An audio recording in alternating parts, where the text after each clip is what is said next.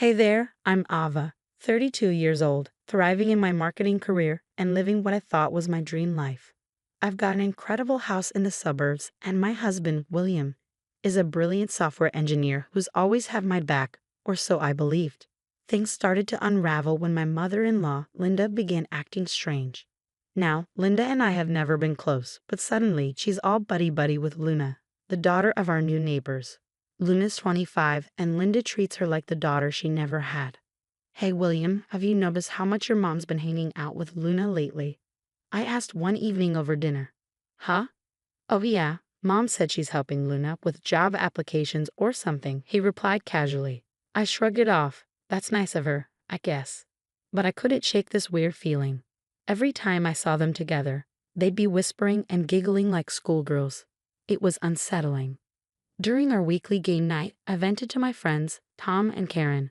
Am I overthinking this, or is Linda acting weird? Karen raised an eyebrow. Weird how? She's suddenly best friends with Luna. It's like they've got some secret joke that I'm not in on. Tom laughed. Maybe they're planning a surprise party for you. I wish it were that innocent. Work was crazy, and I was up for a major promotion, so I was practically living at the office. Meanwhile, William started coming home later and later. Another late night?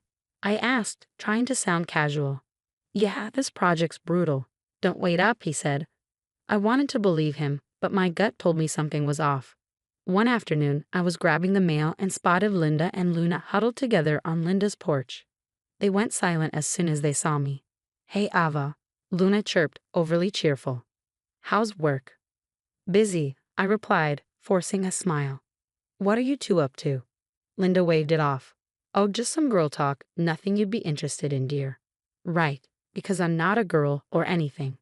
That night, I couldn't sleep, replaying all the strange vibes in my head. The whispers, the late nights, the awkward silences. Was I just being paranoid, or was something seriously wrong? Little did I know, my perfect life was about to implode. The people I trusted were the ones holding the matches, ready to burn it all down.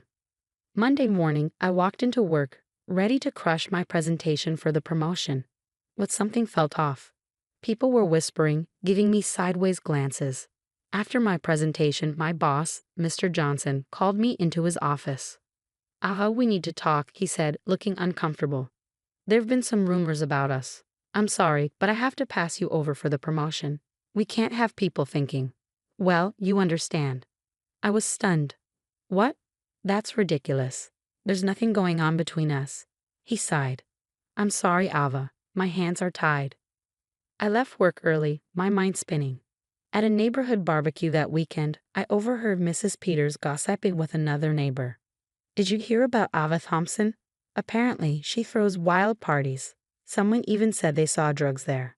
I nearly dropped my plate. What the hell was going on? When I got home, I confronted William.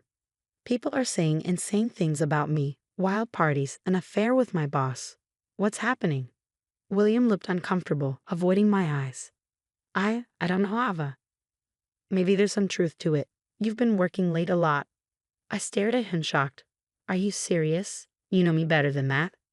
The next day, Linda stopped by unexpectedly. Oh, Ava, she said with fake concern. I'm worried about you. Your behavior lately. It's just not right. Maybe you should be careful. Before I could respond, Luna bounced in. Hey, William, ready for our run? She smiled and touched his arm, laughing at something he said, while he just stood there, not even trying to push her away.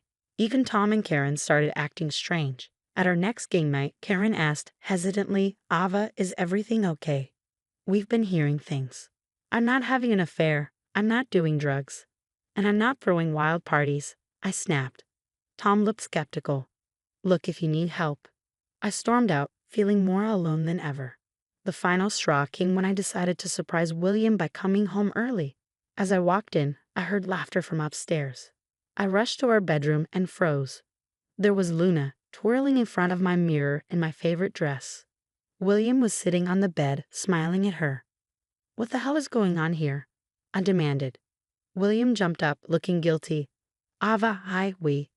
Luna needed something to wear for a job interview. Luna had the audacity to smile. Thanks for letting me borrow this, Ava. You're such a sweetheart. I was speechless as she sauntered out. I turned to William, incredulous. First my clothes, and what's next? My identity? That night, as he showered, I did something I never thought I'd do. I checked his phone. And there they were. Text after text between him and Luna. Nothing outright incriminating, but the flirty undertones were undeniable. Hey handsome, thanks for today, you're always so helpful. Anytime, Jess. You looked amazing in that dress. My world was crumbling. My job, my reputation, my marriage, everything I had worked so hard for was slipping through my fingers. And for what? I hadn't done anything wrong. Lying in bed that night, with William snoring beside me, I made a decision. I wasn't going to be a victim anymore. Someone was orchestrating this nightmare, and I was going to find out who.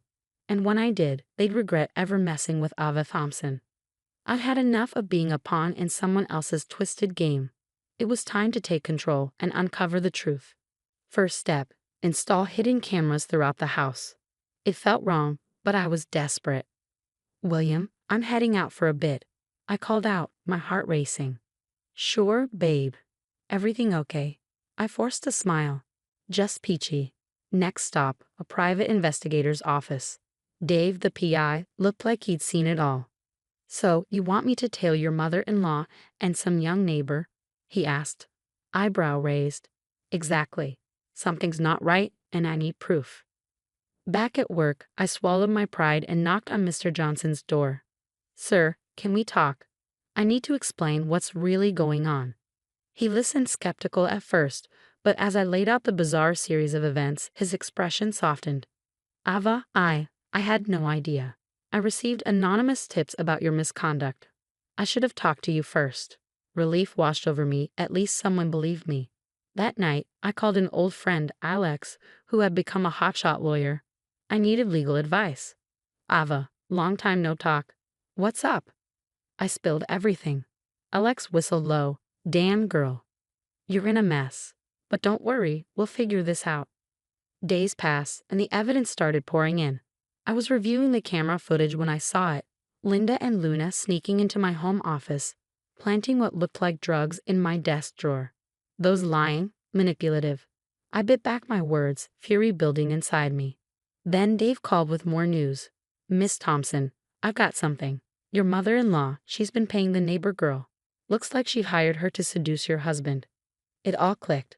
Linda had orchestrated the entire thing, using Luna as her pawn to destroy my life. That evening, I confronted William, laying out everything I had discovered. Ava, I don't know what to say, he stammered, his face pale. How about the truth for once? I snapped. William broke down, tears streaming down his face. Luna came on to me hard. I was flattered. Nothing physical happened, I swear, but I liked the attention. I'm so sorry, Ava. I never meant for this to happen. I stared at him, the man I thought I knew. You're sorry. You let your mother and some girl destroy everything we built because you liked the attention. Please, Ava, he begged, reaching for my hand. We can fix this. I love you. I pulled away, my voice cold. Fix this. This isn't a broken vase, William. This is our life, our marriage, and you stood by while it burned. As I walked out of the room, leaving William sobbing on the couch, I felt a strange sense of calm. The truth was out. Now, it was time for justice. I picked up my phone and dialed Alex. Hey, it's me. I've got all the evidence. What's our next move? Alex's voice was firm. We build a case, Ava. And then we make them regret ever messing with you. For the first time in weeks, I smiled. They thought they could break me, but they had no idea who they were dealing with. Ava Thompson doesn't go down without a fight. And this fight, it was just beginning. The day of reckoning arrived when Mike's entire family gathered for his sister's birthday. I knew this was my moment. With Alex by my side for support, I walked in, head held high. I have something you all need to see, I announced, setting up my laptop. The room fell silent as the footage of Linda and Luna played on the screen. Gasps echoed through the room as the footage of Linda planting drugs in my office played. Mom, what the hell? Mike's sister exclaimed, her face a mix of shock and disgust. Linda sputtered, her face flushed. It's not what it looks like, but I wasn't done. I turned to William's siblings, holding their gaze. Did you know about Linda's gambling problem? She's been embezzling from Dad's pension to fund it. I presented the bank statements and casino records for all to see. The shock on their faces deepened. Finally, I addressed the neighbors. And Luna, this isn't her first rodeo. She has a history of conning married men. I've got testimonies from her previous victims. The final bomb had dropped. The fallout was immediate and intense. William's family turned on Linda, their voices rising in anger and disbelief. In the chaos, my phone buzzed. It was Mr. Johnson. Ava, the board reviewed everything. We want to offer you the promotion, along with a public apology. Can you come in tomorrow? I smiled, feeling vindicated. Absolutely, sir. Thank you. As the dust began to settle, William approached me, his eyes pleading. Ava, please. I know I messed up, but can't we try to work this out? I love you. I took a deep breath, steadying myself. No, William, we can't. My lawyer will be in touch with the divorce papers. His face crumpled in pain, but I had my own scars too. I turned and walked away, head held high, ready to begin a new chapter. 1 year later, I stood in the kitchen of my dream house, sipping coffee as sunlight streamed through the windows. So much had changed. My new job was challenging, fulfilling, and I had started a support group for victims of family betrayal, turning my pain into a purpose. My phone buzzed. A text from Tom and Karen, full of apologies for doubting me and asking to reconnect.